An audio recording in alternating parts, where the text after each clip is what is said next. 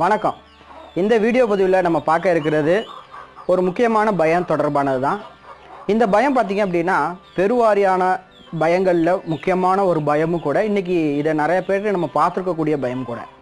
அது என்னன்னு கேட்டிங்க அப்படின்னா, இந்த பயம் குழந்தைகளையும் முக்கியமாக பெண்களையும் பாதிக்கக்கூடியமான பயம்தான். அது என்ன அப்படிங்கிறத திருப்பி சொல்ல போகிறதுக்கு முன்னாடி நீங்கள் நிறைய பேரை பார்த்துருக்கலாம். இந்த குழந்தைங்க குளிக்க பயப்படுவாங்க. குளிக்கிறது, தண்ணி மேலே படுறது, இந்த மாதிரி விஷயங்களில் ரொம்ப பயம் இருக்கும். இதே பெண்கள்னு வச்சுங்களேன், தொடர்ச்சியாக துவைக்க முயற்சி பண்ணுறது, தூய்மையாக இருக்கணுங்கிற மாதிரியான எண்ணம், இது அதிகமான ஒரு பயமாக வெளிப்படக்கூடிய வாய்ப்பு. குழந்தைங்களுக்கு ஆப்போசிட்டாக பெரியவங்களுக்கு ஆப்போசிட்டாக குழந்தைங்களுடைய மனநிலையும் இப்படி இருக்கக்கூடிய பயத்துக்கு பேர் அப்ளூட்டோஃபோபியா அப்படின்னு சொல்கிறோம்.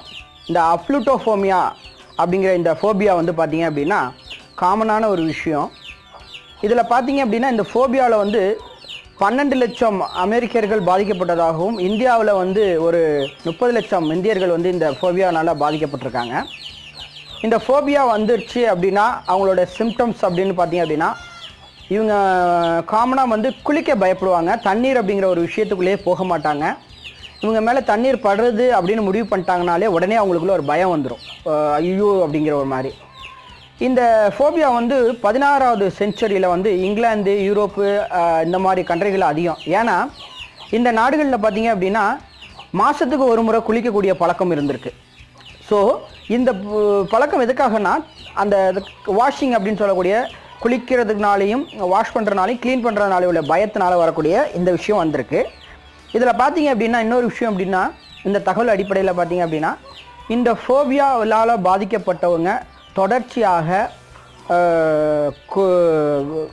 ஒரு விதமான சென்சிட்டிவில் பாதிக்கப்பட்டுருவாங்க.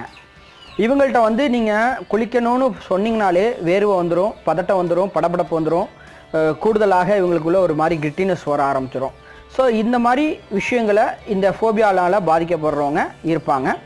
கூடுதலாக இந்த ஃபோபியா பற்றி அப்படின்னு முயற்சி பண்ணோம்னா, இந்த ஃபோபியாவில் பாதிக்கப்பட்டவங்களை நீங்கள் காமனாக பார்க்கும்போது அவங்களுக்கு உதவி செய்யுங்க. அதாவது இந்த ஃபோபியாங்கிற விஷயத்துலேருந்து அவங்க மீள்றதுக்காக உதவி செய்யுங்க. தொடர்ச்சியாக நீங்கள் எப்படி உதவி செய்யணும் அப்படின்னா, அவங்க அந்த பயத்துலேருந்து மீள்றதுக்கு உங்களுடைய சின்ன சின்ன அறிவுரைகளை கொடுக்கலாம். கேலி கிண்டல் பண்ணுறதை நிறுத்தலாம்.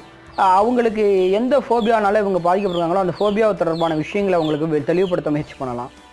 முதல்ல இந்த அஃபிலிட்டோஃபோபியா அப்படிங்கிற இந்த ஃபோபியா லத்தீன் மொழியிலேருந்து பிரிக்கப்பட்டது தான். அந்த லத்தீன் வார்த்தை அஃபிலிட்டோஸ் அப்படிங்கிறது அப்படின்னா த ஆக்ட் ஆஃப் வாஷிங் சொல்லுவாங்க. ஸோ வாஷிங் அந்த ஆக்ட் ஆஃப் வாஷிங்பாங்க. இல்லாட்டா வாஷிங் அவே அப்படின்னு சொல்லக்கூடிய அந்த வாஷ் பண்ணுறதுலேருந்து வெளிப்பட்டு வெளில போகிறது அப்படிங்கிற அந்த வார்த்தையிலிருந்து தான் இந்த ஃபோபியா உருவானுச்சு. இதே போல் இன்னும் 551 ஃபோபியா விவரங்கள் எங்கள் வீடியோ பதிவில் இருக்குது. ஒவ்வொரு ஃபோபியாவுக்கும் முக்கியமான காரணம், அதனுடைய உளவியல் பெயர் என்பதையும் பார்த்து கொண்டு வாருங்க. நன்றி, வணக்கம்.